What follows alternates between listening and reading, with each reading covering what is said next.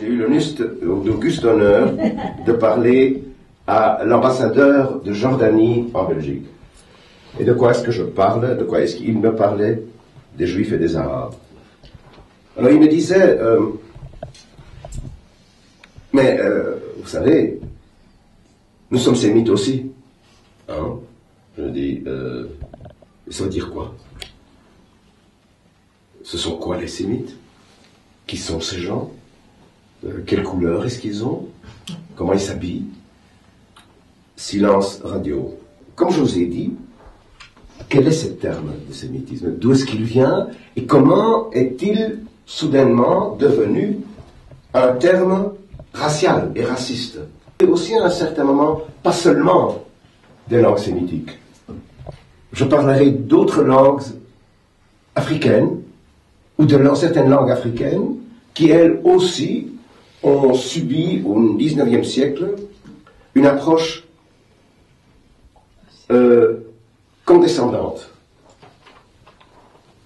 Alors, il va de soi que le mot sémitique est dérivé d'un nom propre, le nom Sem.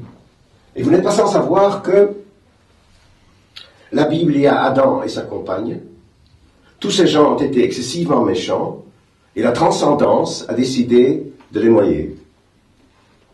Sauf une famille, l'Arche, Noé. Tous les enfants, tous les étudiants avaient tous une image d'Épinal, un bateau avec une tête de girafe qui dépasse, etc. Et il va de soi que pour les auteurs de la Bible, il fallait recommencer l'histoire de l'humanité.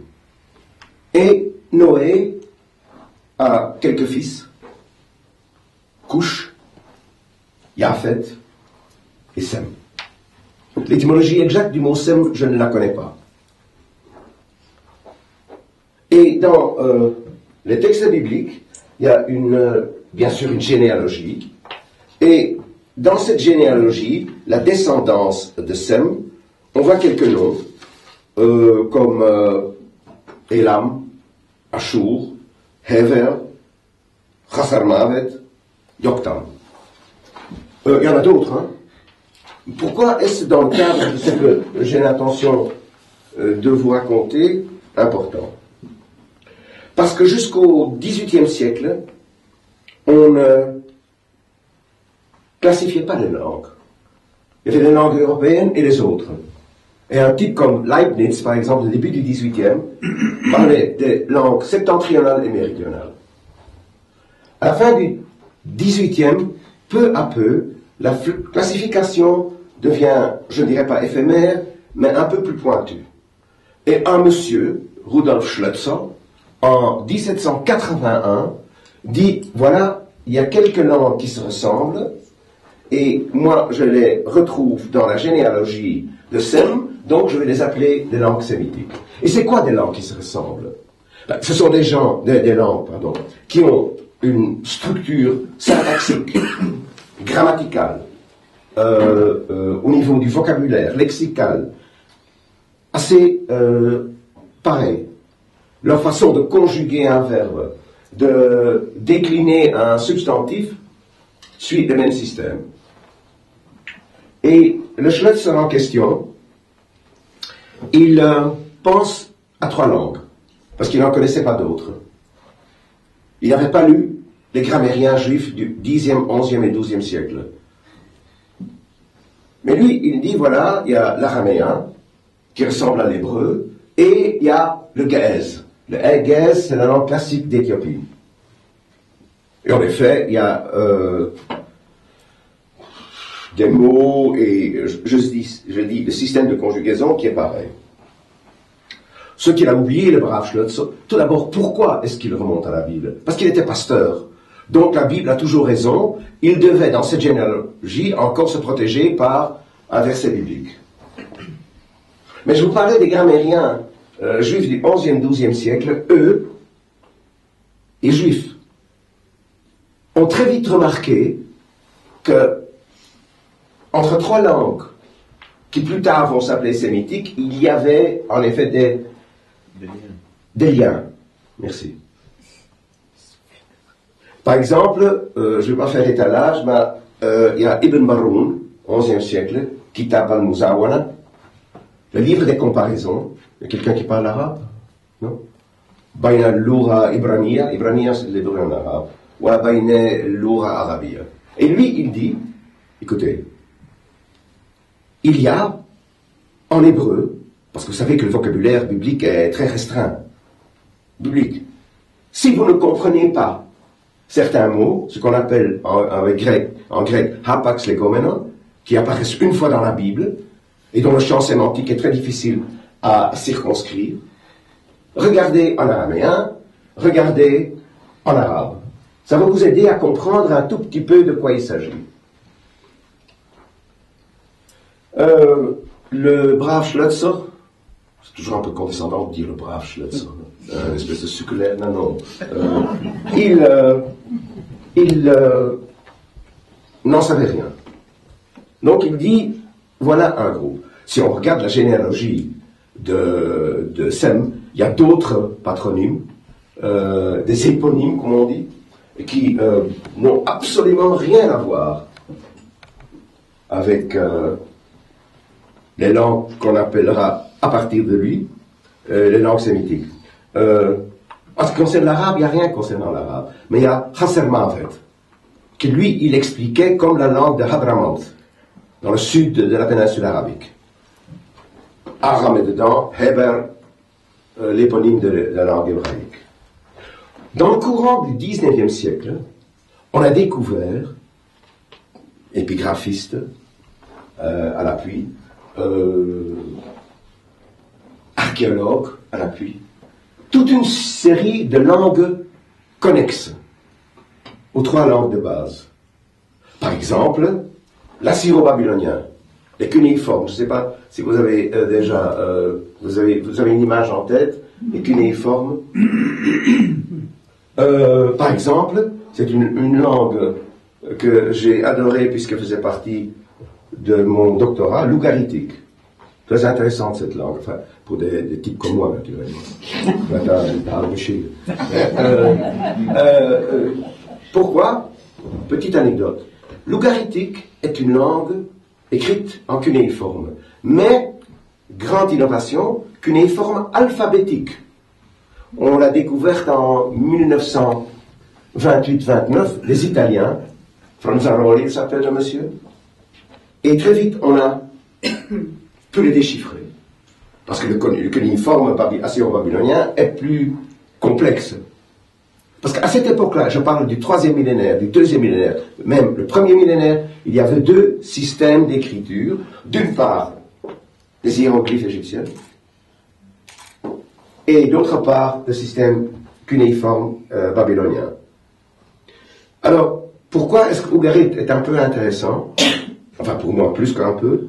C'est parce que tout simplement, on a retrouvé, en 28-29, et c'est, excusez-moi, l'orgasme de l'épigraphiste, 10 000, 15 000 tablettes en argile qu'on a pu déchiffrer. Et la littérature diverse, c'est-à-dire des épopées, des lettres d'amour, des lettres commerciales, de tout.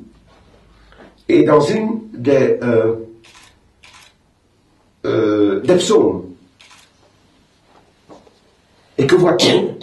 Je vais pas blasphémer, hein, mais on voit que certains psaumes bibliques étaient probablement des numéro 1 au hit parade au Moyen-Orient. Parce que c'est presque exactement le même texte à Ugarit que celui qu'on retrouve dans la Bible, sauf le nom du Dieu a changé. Donc, autre chose, l'ugaritique, mais je vais pas, non, je vais me perdre et on sera là encore demain matin. Dans une des épopées, le dieu principal à Ugarit était le dieu Baal. Dans une des épopées, on raconte qu'il y a un banquet divin, céleste. Et on énumère les plats qu'on met sur la table. C'était certainement des plats que lors de grandes fêtes religieuses, l'être humain préparait aussi. Et quel est le plat qui m'a le plus et qui frappé, pas qu'ils sont frappés, mais intéressé, on met sur la table un agneau cuit dans le lait de sa mère. Donc, vous savez très très bien que dans la Bible hébraïque, sans donner aucune raison, à 3 reprises, on dit, vous ne, etc. Et à cause, grâce à Ouérit, on sait maintenant pourquoi ça se trouve dans la Bible, sans aucune explication. Pour les autres animaux, il y a les purs, les impurs, et les écailles, et les nageoires, enfin bref. Pourquoi? Tout simplement parce que c'est une réaction du culte du Dieu d'Israël contre le culte polythéiste de Baal. En préparant un plat pareil, on imite en somme les Baalistes. Ferme la parenthèse. Qu'est-ce qu'on a encore découvert au XIXe siècle? On a découvert, je ne vais pas vous saouler avec différents noms, différents types de langues anciennes, de l'arabe ancien. Ancien, ça veut dire un siècle, un millénaire avant le Coran. Les noms ne sont pas intéressants, mais si vous voulez les entendre, le Léchianite, le Talmudien, le troisième, j'ai oublié, le Safaïte. Ouais. Ok. Et aujourd'hui, quelles sont les langues qui sont reconnues par les linguistes comme étant les langues sémitiques? Et combien de locuteurs ont-elles? La langue sémitique qui a le plus de locuteurs est bien sûr l'arabe. La Fousra ou les dialectes arabes, je vous dirais que les dialectes arabes à partir de la vallée de l'Inde jusqu'au Maghreb sont très diversifiés.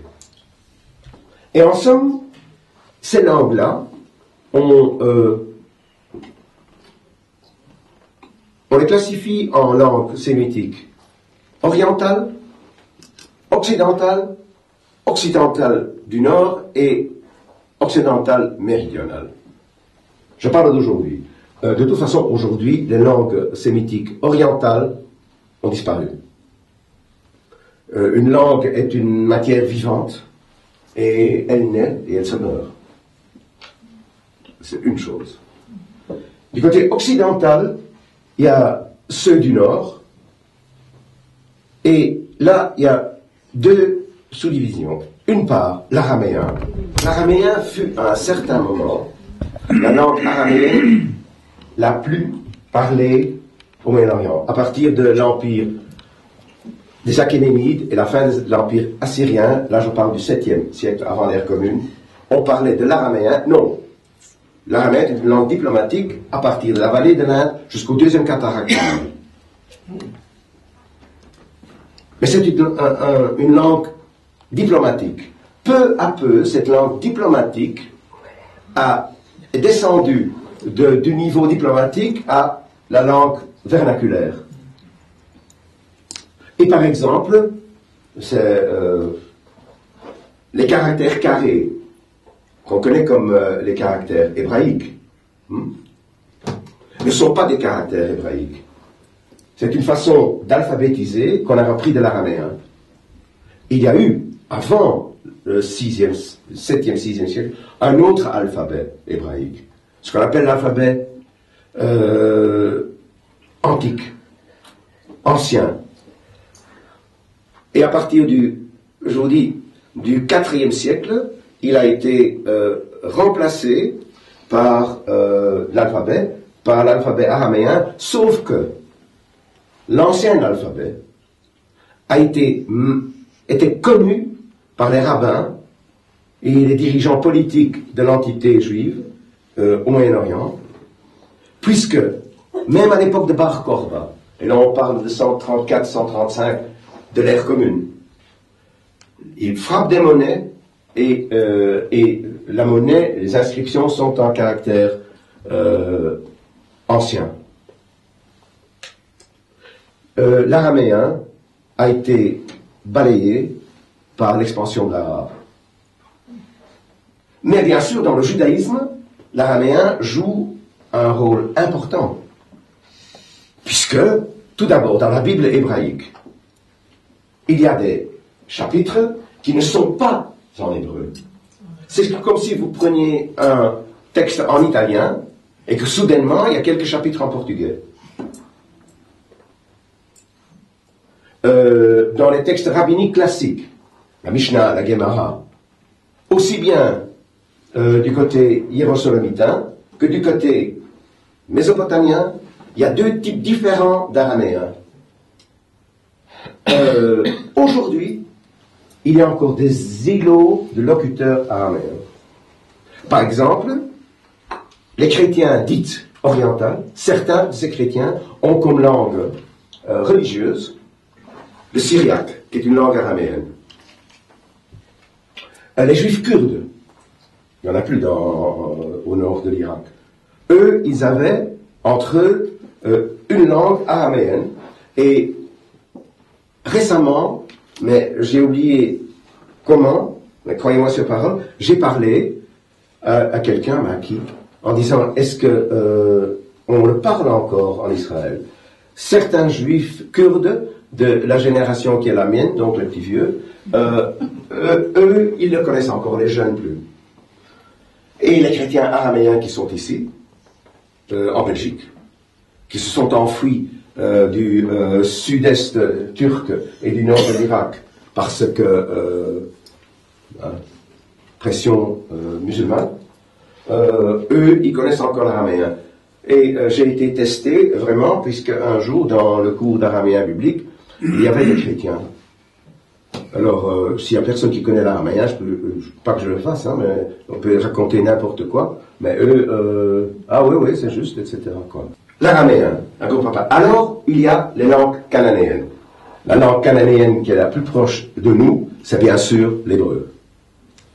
Mais il y en a d'autres, qui sont plutôt historiques. Par exemple, le punique, la langue de Carthage. Carthage a été créée par les Phéniciens.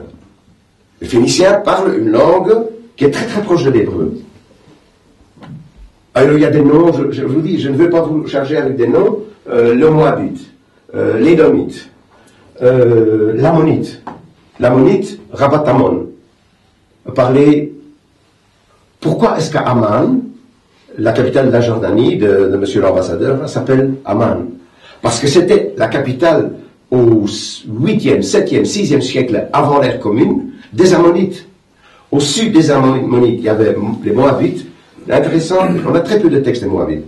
Et pourquoi? Parce que on a une stèle du roi Mécha. Mais ce qui est intéressant, c'est-à-dire que dans la Bible, on parle de Mécha. Un jeu de mots stupide serait Mécha le méchant. Pourquoi est-ce qu'on parle de lui dans la Bible? Parce qu'il est maudit. Parce que ce qu'il a fait à Israël. On a la version de Mécha qui dit « Je les ai bien eus, hein. C'est moi qui ai gagné cette fois-ci. » Et ensuite, il y a les langues sémitiques occidentales, méridionales. Ah, elles sont intéressantes, je trouve. Il y a l'arabe, dans toute sa diversité. Il y a le sud-arabique. Le sud-arabique n'a rien à voir avec l'arabe, sauf que c'est une langue sœur. Et il y a très très peu de locuteurs qui restent. Ce qui est intéressant, c'est qu'il y a eu, juste avant l'avènement de l'islam, il y a eu en Arabie du Sud un royaume juif, un royaume émirate, avec le roi Dounoise. Eux, ils écrivaient en sud-arabique. Aujourd'hui, le sud-arabique est encore employé. Vous voyez, on est la péninsule arabique, juste au sud, dans le Hadramaut, dont j'ai parlé tout à l'heure, le Khassermar, dans le Hadramaut, dans le Sultanat d'Oman, et sur l'île de Socotra. C'est une île qui est juste au sud de la péninsule arabique. Ok. Est-ce qu'il y en a encore? Bah, bien sûr. Il y a toute la mouvance éthiopienne. Alors, la mouvance éthiopienne, la plus importante, c'est l'amharique.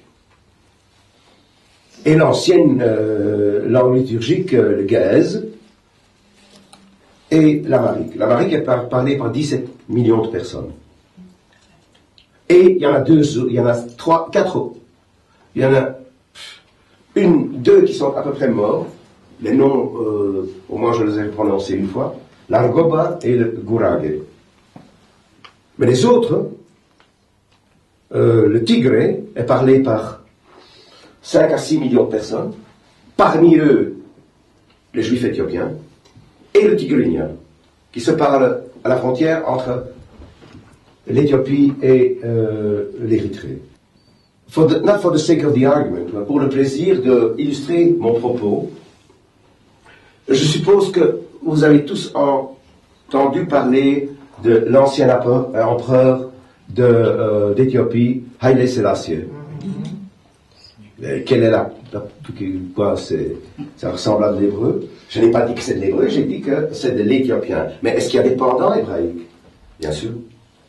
Sélassié, c'est le pendant de Shalosh, Shlosha en hébreu. C'est Oshlosha en araméen. Telata en arabe. Ok, quelque chose avec 3. Et Haïlé, est-ce que c'est l'allemand? God forbid, no.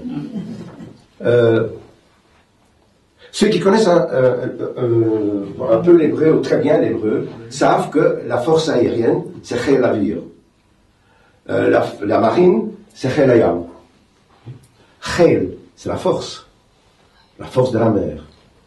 Haïlé est exactement la même chose en éthiopien. Alors qu'est-ce que cela signifiait? Il signifie Haïlé Sélassié, la force de la Trinité, très religieux. Encore un exemple. Il y a un coureur de fond, un athlète, qui s'appelle Gebre Selassie. Selassie, on sait déjà. Et Gebre, mais c'est Gebre, Gibor. Donc le héros de la Trinité. Alors, dernière, pour vous illustrer, mais vous me croyez naturellement, pour illustrer mon propos concernant l'Éthiopien, c'est Addis Abeba. Oui, c'est la capitale, d'accord. Et ça signifie quoi? Vous connaissez un tout petit peu l'hébreu. 9 nouveaux en hébreu, c'est Chadash. En éthiopien, ça signifie nouveau, nouvelle, un adjectif. Et Abeba, quelle est la connexion avec l'hébreu? Ben, dans la Bible, il y a 2 calendriers. Les noms des mois changent à un certain moment, probablement après l'exil babylonien. Nous savons tous maintenant, ceux qui suivent un peu le calendrier juif, qu'il y a le mois de Nissan, le mois du printemps, Pesach, etc., etc. Abébé. Mais où est-ce que je vais en venir? Je vais en venir qu'avant, dans la Bible, il y a aussi des restes d'un calendrier très babylonien dans la Bible. Et comment s'appelle le mois du printemps? Aviv. Donc c'est le mois printanier.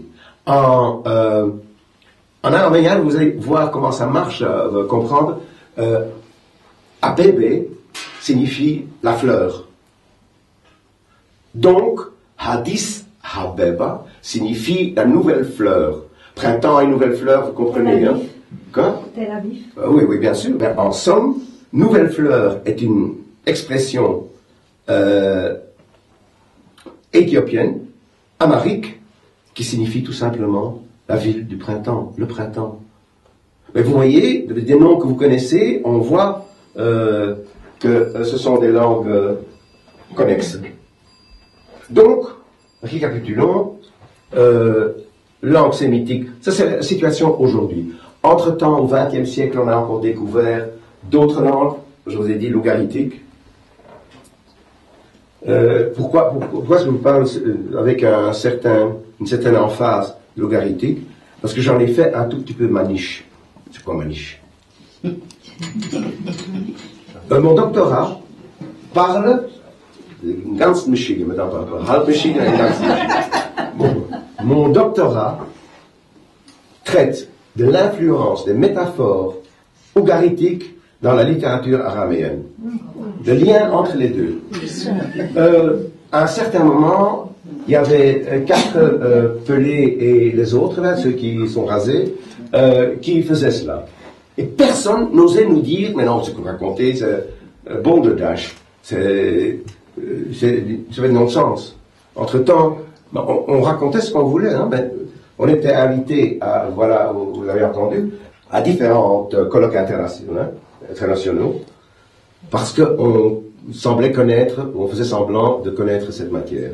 Donc, mon point faible pour l'ogarité. Donc, assyro-babylonien, cunéiforme, langue très ancienne.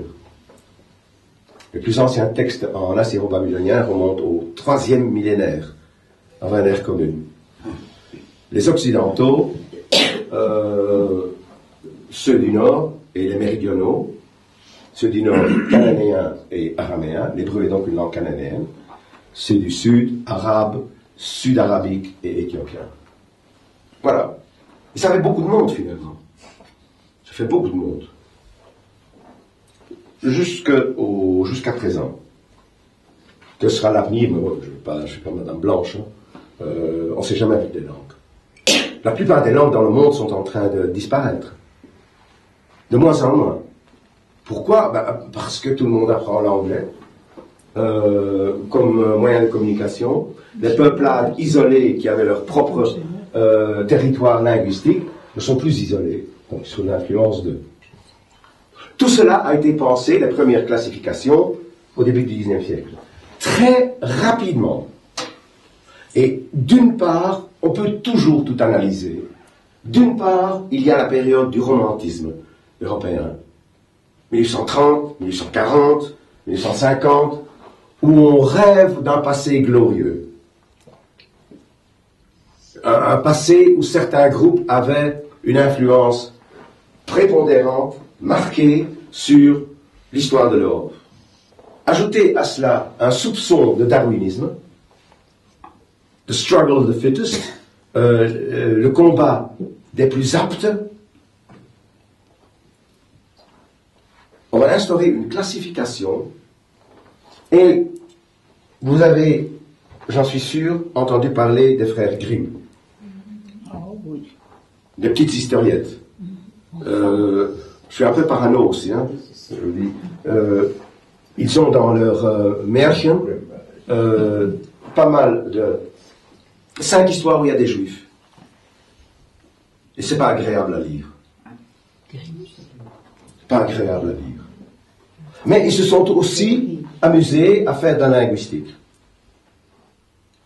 Et Jacob Grimm écrit à un certain moment, je cite des mémoires, il faut quand même faire attention quand on classifie les langues, elles ne sont pas toutes égales. Il y a des langues qui sont des langues de culture, des langues qui sont capables d'exprimer un niveau supra-concret, c'est-à-dire les pensées. Ils sont un moyen d'intellectualiser, de créer des concepts qui ne sont plus terre à terre. Nous, dans nos langues, dans notre groupe linguistique, je parle des langues indo-européennes, dont les plus anciennes sont les langues de l'Inde. Certaines langues indiennes sont très anciennes. Et ce sont des langues qui se rattachent au groupe dans lequel se trouvent l'allemand, le russe, les néerlandais, Brodar en Inde, ben vous avez compris ce que ça signifie. Hein. Jaipur, hein, vous connaissez, au Rajasthan. Et pour, c'est quoi? Mais c'est bourgeois. Pas le ministre flamand. Hein. Pour. Pensez au nom Singapour. Le bourgeois, la cité pour Singapour, la cité je crois des lions. Je donne quelques exemples. Mother. Il y a plusieurs langues indiennes. Donc, il dit, Grimm, qu'il y a donc une classification. Tout d'abord, il y a celles qui ne font que du concret. Et il y a celles qui font de l'abstrait. Entre autres les langues indo-européennes. Et parmi les langues indo-européennes, romantisme allemand, retour au Moyen-Âge, the survival of the fittest, Et surtout, on est en pleine période de l'histoire allemande où on va créer peu à peu, ça va être réalisé à la fin du 19e, l'Empire allemand. Avec les Wilhelm et autres moustachus. Une classification. Et cette classification va prendre peu à peu une gradation dans l'importance. Et je voudrais, par exemple, c'est de l'allemand, un orientaliste, Christian Lassen, compare pour les Indiens ou les langues hindoues, le peuple qui parlait cette langue-là, on les appelle les Aryens. Donc les Aryens. Et quand on compare les Aryens avec les Sémites, il dit, je ne vais pas lire en allemand, je vais essayer de traduire. Die Geschichte beweist, l'histoire prouve, que les Sémites ne possèdent pas de force éthique, qui sont celles des Aryens. 1850. Le Sémite est égoïste et exclusif. Il a la perspicacité dans son esprit et qui le permet de user les autres pour ses fins. Voilà ce qu'il dit. Ce mythe les locuteurs des langues sémites qui sont moindres que et n'ont pas l'élévation des langues indo-européennes ira plus loin. Il y en a un autre qui dit la chose suivante. Les sémites ont un caractère national égoïste en plein 19e siècle. Ils n'ont aucune propension pour les sciences. Ce sont des copieurs. Ce sont des copieurs. Ils peuvent reproduire, mais ils manquent d'inventivité. Et là, je parle des langues africaines. Dans la classification, ils sont en dessous même des langues négroïdes. Et ils emploient comme exemple les langues dites à clic. C'est quoi les langues à clic? C'est une clique de langues? Non, non. Les langues à clic, ce sont des langues qui sont parlées ce sont des langues, comme on les appelle, non pulmonales, qui sont produites non pas par ici, mais par les lèvres et la bouche. Ce sont par exemple les langues Mandela. Par exemple, il y a trois catégories. Il y a tout d'abord, mais c'est une consonne, hein. Il y a ensuite, et il y a, c'est des drôles de grimaces. C'est les Bushmen. Ah oui, les Bushmen. Oh ça, en effet. Qui a dit les Bushmen? Ouais. Merci. Et nous voyons avancer un tout petit peu et rétrécir cette approche des Sémites, surtout en Allemagne. Sauf qu'il y en a un qui m'énerve énormément, c'est Ernest Renan, grand nom du 19e siècle, grand nom, qui lui disait en effet la même chose, mais ils n'auront jamais l'inventivité, ils seront toujours des soldats mais pas des officiers. À tel point que Renan, jusqu'à la fin de sa vie, n'a pas voulu accepter que les Babyloniens, qui ont créé des empires énormes, étaient des locuteurs des langues sémites. C'était pas possible. Quand on parle des langues sémitiques, on a quelque chose qui manque dans la tête. Donc la langue influe sur le profil psychologique, le profil économique, le profil social de quelqu'un. Mais il y a un problème. Et ce problème... C'est les juifs allemands. Mais excuse-moi Julien, à ce moment-là, au 19e siècle, quand il écrit ça sur les Sémites, il parle que des juifs. Non, il parle en général. Attends, on pense... non, il pense aux autres aussi. Sauf qu'à la fin, il y a un des maîtres à penser de celui-là dont le nom m'écorchera toujours le gosier, que Adolf, vous savez bien, et qui s'appelle Karl Eugen Dühring, qui est un peu mal à l'aise, entre autres par la question judicieuse que tu poses. Il dit, il faut faire attention. Moi, je voudrais pas employer les sémites, je voudrais employer les hébraïques. Et il dit, die Juden sind ein bestimmtes Volksstämmchen aus der sémitischen Rasse. Les Juifs sont un petit peuple de rien du tout, de la race sémitique. Mais pas cette race même. Parce que parmi les Sémites, il y a eu par exemple les Puniques, qui ont créé Carthage. Une fois, notre ami Hannibal et ses éléphants étaient un Carthaginois. Tiens, Carthage et des Puniques, est-ce que ça, on peut trouver quelque part un lien au niveau du vocabulaire de l'hébreu? Kiryat Shmone, ça vous dit quelque chose bien sûr, dans le nord d'Israël. Kart en punique est le même mot que Kiryat. Donc, en somme, les puniques, des punii, comme disaient les Romains, Carthago delenda est, Caton qui disait à la fin de chaque... ils étaient à un certain moment en danger pour l'expansion romaine de Rome. Et Caton, au Sénat romain, disait chaque fois, il parlait de la pluie et du beau temps, mais n'oubliez pas, Carthage doit être détruite. Donc ça avait en effet une force.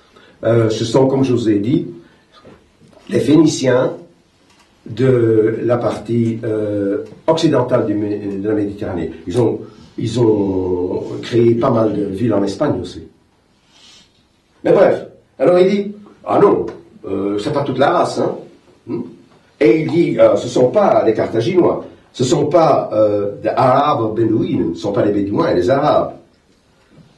Sind nicht von Judenstammen, wohl aber Semiten. Ce sont des Sémites, mais ce ne sont pas des Juifs, mais pas comme les Juifs. Die Juden sind überhaupt die übelste Ausprägung der ganzen sémitischen Rasse. Sont les exemples les plus horribles de la race sémitique. Etc., etc. Et ça a été un problème. C'est-à-dire qu'il propose autre chose. Et qu'en effet, lorsque on voit apparaître le mot antisémitisme, sémitisme a été employé par Ignaz Goldziher, ce sont les juifs philologues du 19e siècle, entre autres, important pour moi, qui disait l'influence de certains mots qui viennent des langues sémitiques sur les langues indo-européennes, quelques mots d'emprunt, quelques emprunts, ça s'appelle du sémitisme, les emprunts. Le mot sémitisme, à la fin du 19e siècle, vers 1874, a eu un antonyme, le contraire, antisémitisme, créé par un monsieur Marr. Et c'est pas matière à rigoler, hein, mais ce monsieur a été marié 4 fois. Il dit pique-pendre des juifs. C'est intéressant qu'il a été marié 4 fois, mais 3 fois avec une juive. Je ne dis pas que l'influence de madame sur monsieur, mais vraiment. À un certain moment, on le sait, il était même prêt à se convertir au judaïsme. Et que, en effet, le mot antisémitisme, à leur esprit, ce n'était pas tous ces gens, ce n'était pas monsieur l'ambassadeur, c'était moi dont il parlait. C'était moi dont il parlait. La preuve la plus triste, mais la plus probante que j'ai, c'est la phrase suivante. Quelqu'un a dit, man sage also eben auch dann, wenn man die Rasse meint, kurzweg Jude und nicht etwas Sémite. Quand on parle de la race, on ne les appelle pas sémites. C'est juif. Et il continue, moi, je vous suggère, je vous impose que dans vos textes, dans vos publications, vous marquez dorénavant pas antisémitisme, mais anti-judaïsme. Et qui est l'auteur de cette phrase très intéressante, un certain Joseph Goebbels, dans une conversation avec Julius Streicher, le rédacteur en chef du Völkische Beobachter. C'est-à-dire que, en effet, quand dans le monde arabe, on sort l'argument, mais nous sommes sémites aussi, ça ne tient pas la route. Bien sûr que le mot antisémitisme est un concept accepté tout azimut. Bien sûr. Alors, de quoi je parle? De rien. Je partage ma tristesse de voir ce mot employé, et aussi employé par des gens qui disent « Nous n'avons rien contre les Juifs parce que nous sommes de la même race. » C'est quoi ça, une race? Et ça ressemble à quoi? Anti-judaïsme. Bien sûr que le mot est un mot courant que tout le monde emploie. Mais ma petite contribution à cette soirée, en somme, quand on dit antisémitisme, on retombe dans le bain racial. Et de quoi est-ce qu'ils ont l'air alors, ces sémites? Et il y a une langue sémitique dont je ne vous ai pas parlé. Et je vous assure que les gens qui parlent cette langue n'ont pas les nez busqués, n'ont pas les cheveux crépus, sont les Maltais. La langue maltaise est une langue sémitique. Mais oui, entre parenthèses, c'est la seule langue sémitique qui est écrite avec l'alphabet latin. Toutes les autres langues sont écrites dans d'autres alphabets, alphabet araméen, hébreu, arabe, bien sûr, sud-arabique, éthiopien, un alphabet assez difficile. Le problème avec ces langues-là, c'est de savoir est-ce qu'il y a monogénèse ou une genèse plurielle. C'est-à-dire, est-ce que toutes les langues du monde viennent du même groupe humain? Ceux qui sont bibliques disent oui, naturellement. C'est violenter la linguistique, d'en faire un vecteur de la différence et de la classification entre les êtres humains. C'est extraordinaire. Quand on regarde, par exemple, les langues améro-indiennes, les langues des Sioux Indians, les Cherokee Indians, quand on compare ça avec les langues mayas, toutes ces différences, les langues des Esquimaux, puisque je parle de langues, en Europe, la plupart des langues sont indo-européennes. Il y a quelques exceptions, c'est-à-dire les langues finno-ougriennes, le hongrois, donc Mojor, le finlandais et l'estonien, et une qu'on oublie, mais qui est complètement le basque, qui se trouve là à la périphérie, et on pense que le basque, ça n'a rien à voir avec la racine, a été parlé par un groupe humain qui habitait en Europe avant l'expansion des peuples qui parlent les langues que nous connaissons maintenant en Europe, le néerlandais, le français, le lituanien. La seule chose que je pourrais espérer, c'est-à-dire qu'on sorte de ce bain raciste, disant que c'est un peuple, et que la plupart des égéries et autres du germanisme mettent bien sûr leur langue en première place, les langues sémitiques, et spécialement le parler des Juifs. Et vous savez où c'est raciste aussi? En disant que, en somme, c'est juif. Mais la plupart d'entre nous ne parlent plus l'hébreu. Un autre copain de Hitler, qui s'appelle Theodor Fritsch, qui a écrit un Antisemiten-Katechismus, le catéchisme des antisémites, qui a été, à la fin du XIXe siècle, vendu presque aussi largement que la France juive de Drummond. Que c'est un terme qui n'est pas racial, et que même pour les racistes, les Arabes n'en sont pas, pour eux, et que quand on parle d'antisémitisme, on ne parle pas des Éthiopiens. Est-ce qu'ils ont l'air le nez busqué? Ils ont le nez busqué. Ils sont de pigmentation foncée. Non? On ne parle que des Juifs. C'est un terme très restreint. L'antisémite peut avoir de la sympathie pour les Arabes, mais jamais pour les Juifs. Voilà, ça c'est le message que j'ai voulu pas transmettre, mais communiquer. Et je suis très content, vous savez pourquoi?